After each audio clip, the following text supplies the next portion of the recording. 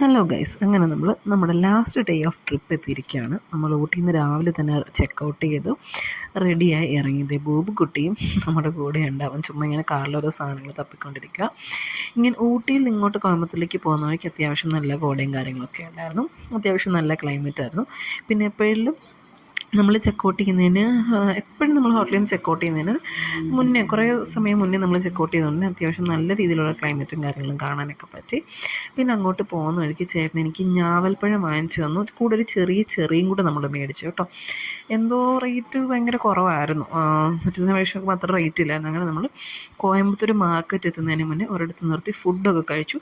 ഇത് വലിയ ലോങ് വ്ലോഗായിട്ടൊന്നും ഇല്ല കേട്ടോ. ആ ദിവസം മാത്രം സംഭവിച്ച കുറച്ച് കാര്യങ്ങളുള്ളൂ, മൈന്യൂട്ടായിട്ടുള്ള കാര്യങ്ങൾ മാത്രമേ ഉള്ളൂ. ഇവർ രണ്ടുപേരും മട്ടൻ ബിരിയാണിയാണ് ഓർഡർ ചെയ്തത്. അവരവിടെ പോലും നല്ല അത്യാവശ്യം നല്ല രീതിയിൽ ഫുഡ് ചാമ്പുന്ന ആൾക്കാരാണ് കേട്ടോ രണ്ടുപേരും. എനിക്ക് പിന്നെ മട്ടൻ ഇഷ്ടമല്ല. ഞാൻ മട്ടൻ അങ്ങനെ കഴിക്കാറുമില്ല.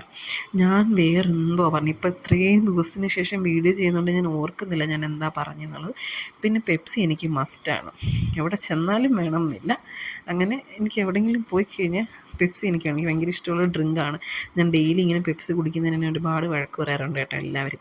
പിന്നെ ഞാനിപ്പോൾ സോഫ്റ്റ് ഡ്രിങ്ക്സ്, ഇപ്പോൾ ഡയറ്റ് ആകുമ്പോൾ സോഫ്റ്റ് ഡ്രിങ്ക്സിൻ്റെ ഇതൊക്കെ ഇങ്ങനെ കുറച്ച് വെച്ചിരിക്കുകയാണ്. പിന്നെ ഞാൻ എപ്പോഴും ഓർത്തേ അവിടുത്തെ പ്ലെയിൻ റൈസ് ഉണ്ടല്ലോ, പൊന്നിരി റൈസ്, അതുപോലത്തെ റൈസും പിന്നെ മീൻചാറ്, സാമ്പാർ, രസം, സലാഡ് ഉണ്ടായിരുന്നു. അതിൻ്റെ കൂടെ തന്നെ പപ്പടവും. ഞാൻ നോൺ വെജ് ഒന്നും മേടിച്ചില്ല കേട്ടോ, ആ വെജ് തന്നെ വെച്ചാൽ കഴിച്ചത്. അങ്ങനെ നമ്മൾ കോയമ്പത്തൂരെത്തി.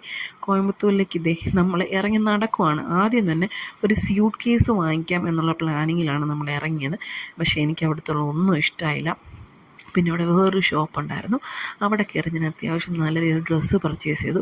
89 റുപ്പീസ് മുതൽ നമ്മൾ നോർമൽ യൂസ് ചെയ്യുന്നത്, അതായത് ഡെയിലി യൂസ് ചെയ്യുന്ന ടോപ്സ് വരെ അവിടെ സ്റ്റാർട്ട് ചെയ്യുന്നുണ്ട്. പിന്നെ നമ്മുടെ ഈ കുർത്തി സെറ്റുകൾ ഇവിടെ 2000 റുപ്പീസ് വരുന്ന, അവിടെ എന്തോ 450യോ ആ റേഞ്ച് എന്തോ ഉള്ളൂ. ഞാൻ 2 ചുരിദാർ സെറ്റും വാങ്ങിച്ചു. പിന്നെ നമ്മൾ നെക്സ്റ്റ് ഒരു ഷൂവിൻ്റെ ഷോപ്പിലേക്കാണ് കയറിയത്. അത്യാവശ്യം നല്ല രീതിയിൽ കുറേ കളക്ഷൻസ് ഉണ്ട് കേട്ടോ. അങ്ങനെ ചേട്ടയുടെ കളിക്കുന്ന റെഡ് ഷൂ നമ്മൾ വാങ്ങിച്ചു. പിന്നെ ഇത് കൂടാണ്ട് ചേട്ടൻ വേറെ ചെപ്പൽസും കാര്യങ്ങളൊക്കെ നോക്കിയിട്ടുണ്ടായിരുന്നു. ഇത് കോയമ്പത്തൂർ മാർക്കറ്റിനകത്ത് വരുന്ന തന്നെ ഷോപ്പാണ്. അത്യാവശ്യം നല്ല രീതിയിൽ ആ സൈഡിൽ വീട്ടിൽ യൂസ് ചെയ്യാൻ, റഫ് യൂസ് ചെയ്യാൻ പറ്റുന്നത്, ഈ സൈഡിൽ ഷൂസിൻ്റെ കളക്ഷൻസാണ് വരുന്നത്. പിന്നെ നമ്മളിത് കോയമ്പത്തൂരുള്ള വലിയ ഒരു മഹാദേവൻ്റെ ക്ഷേത്രമാണ്. എനിക്ക് കറക്റ്റ് അങ്ങനെയാണോ പറയുന്നതെന്നറിയില്ല. ഒരു മഹാദേവൻ്റെ വലിയ രൂപമുള്ള ക്ഷേത്രമുണ്ട്.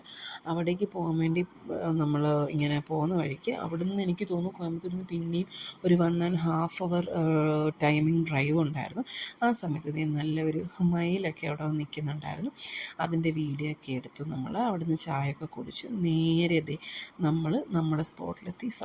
ഈ സ്പോട്ട് എനിക്ക് എൻ്റെ പൊന്നോ പറയാൻ വാക്കുകളില്ല.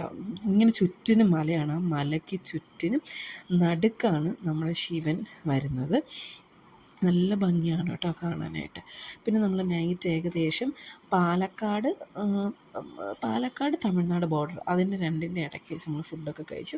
അങ്ങനെ ബായി പറഞ്ഞ് പോവുകയാണ്. വെളുപ്പിന് 1-2 മണി എന്തായി. ഞാൻ എന്തായാലും അത്യാവശ്യം നല്ല രീതിയിൽ ഉറങ്ങിയിട്ടുണ്ടായിരുന്നു.